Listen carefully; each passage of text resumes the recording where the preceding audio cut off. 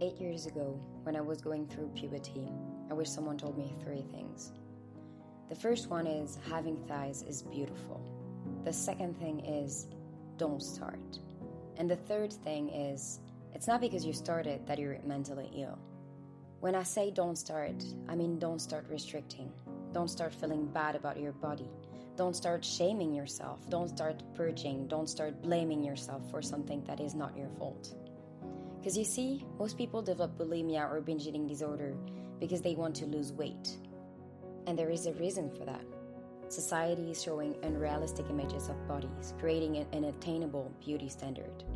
And at the same time, society is putting in your plate things that would never allow you to fit that norm. No wonder people get lost and suffer. When I started studying nutrition, I had no idea what I was signing up for. This is the most corrupted and contradictory field I've ever seen. We all have to eat, each day, many times per day. This market is huge and so dependent on geopolitics, government economics, and big corporation. I want you to remember that we live in a society where a Christmas symbol is a big old man dressed in red created by Coca-Cola. Where Nestle is the largest food company even though 70% of the world's population is lactose intolerant. And yet, we believe everything we see on TV and read on packages. We never talk about the addictive components in some of our most common food. We never talk about the impact of our gut on our brain functions and mood, even though we know there is neurons in it. We never talk about movement when it comes to trauma or emotional issues, even though we know that emotions happens as much in the brain as in the body. We know neural pathways related to habits and addictive behavior are located in the unconscious part of our brain. And yet, we're trying to solve them with rational thinking and life analysis. Why? Because it works?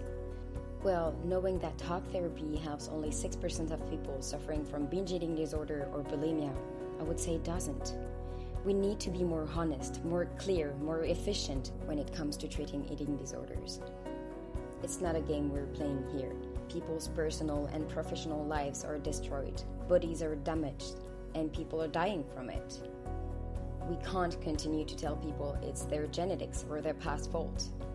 We have to stop telling people they're mentally ill, and they will have to live with this disability their whole life. This is just not true.